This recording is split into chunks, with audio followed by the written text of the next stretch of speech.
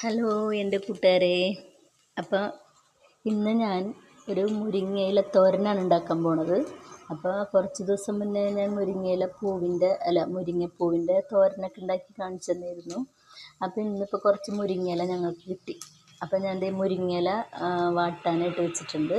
ഉള്ളിയും മുളകൊക്കെ സാധാരണ പോലെ തന്നെ നമ്മൾ ഉള്ളിയും മുളകും മൂത്ത് വരുമ്പോൾ പച്ചമുളകൊക്കെ ഇട്ടിട്ട് മുരിങ്ങയില വാട്ടാൻ വെച്ചിരിക്കുക. അപ്പം എനിക്ക് തോന്നി മുരിങ്ങയിലയുടെ കൂടെ കുറച്ച് ചെറുപയർ ചേർത്താലോ എന്ന് തോന്നി.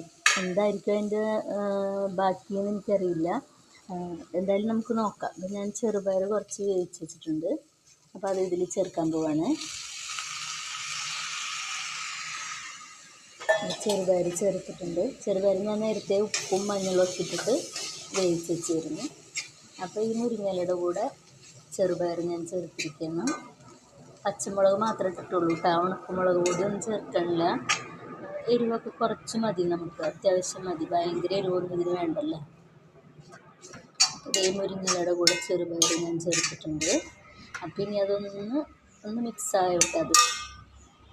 അപ്പം നമ്മുടെ മുരിങ്ങയിലയും പിന്നെ ചെറുപയറും കൂടി നല്ലോണം യോജിച്ച് വന്നിട്ടുണ്ട്. പിന്നെ നമുക്കിതിലേക്ക് നാളികേരം ചെറിയതിടാം.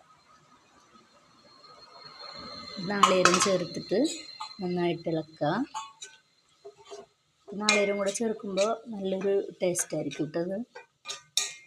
എന്തായാലും ഞാനൊന്ന് ടേസ്റ്റ് നോക്കിയിട്ട് കുഴപ്പമില്ല, നല്ലതാണ് കേട്ടോ.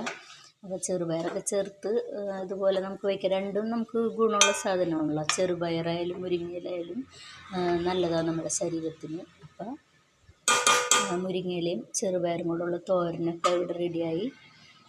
പിന്നെ കൂട്ടുകാരോട് എനിക്ക് പറയാനുള്ളതെന്ന് വെച്ചാൽ കുറേ പേരെങ്കിലുമൊക്കെ എൻ്റെ ഈ ചാനലൊക്കെ കാണുന്നുണ്ടല്ലോ. അതിന് വളരെയധികം നന്ദിയുണ്ട് കേട്ടോ.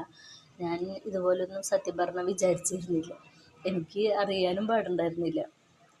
ഓരോ വീഡിയോ ഒക്കെ കാണുമ്പോഴും എൻ്റെ മനസ്സിൽ എനിക്കും ചെയ്യണതുപോലെ എനിക്കും ചെയ്യണം എന്നുള്ളൊരു ആഗ്രഹം തോന്നിയിട്ട് ചെയ്തതാണ്. അപ്പോൾ എൻ്റെ അടുത്ത് കുറേ പേരൊക്കെ പറയും, എൻ്റെ അടുത്ത് പരിചയമുള്ളവരൊക്കെ പറയും, ഇതിൽ വീഡിയോ നല്ല മൊബൈൽ വേണം, നല്ല ക്യാമറയൊക്കെ ആയിരിക്കണം, നല്ല വീഡിയോ ഒക്കെ നന്നാവുള്ളൂ. പക്ഷേ എനിക്കിപ്പോൾ ഇതേ പറ്റണുള്ളൂ. അപ്പോൾ അതുകൊണ്ട് എല്ലാവരും എന്നെ സപ്പോർട്ട് ചെയ്യണേ. സപ്പോർട്ട് ചെയ്തിട്ടുള്ള ആളുകൾക്കൊക്കെ വളരെയധികം നന്ദിയുണ്ട് കേട്ടോ. Okay, by.